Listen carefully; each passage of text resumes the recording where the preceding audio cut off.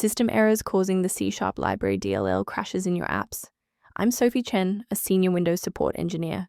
Let's troubleshoot the gap and automate the repair. This DLL file is a foundational library associated with the C language runtime. It provides essential types and services for executing managed code, ensuring that C-based applications can interface correctly with the Windows OS. Since we've covered what this file is, let's move to the primary fix. This error indicates a missing or corrupted file, specifically within the Microsoft.NET Framework environment. I suggest you reinstall the latest version of Microsoft.NET Framework to allow the installer to restore the C# library DLL automatically. If you're still seeing the missing file notification, we should attempt to force a synchronization between the software and the OS. A quick system restart is a practical way to ensure that all shared libraries, including the C# library, are being loaded correctly into the current session's memory. To keep this tutorial handy, make sure to bookmark it or hit like button before you reboot.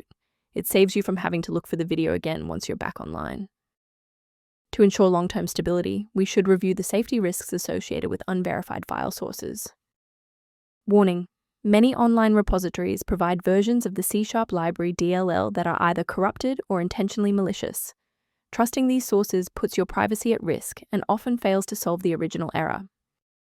Using a professional maintenance utility is a proactive step toward keeping your system state healthy and your software synchronized.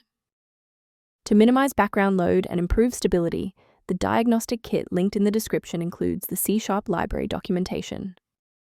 If this diagnostic helped you resolve your Microsoft.NET Framework error, please like the video and subscribe for more technical insights and system stability tips.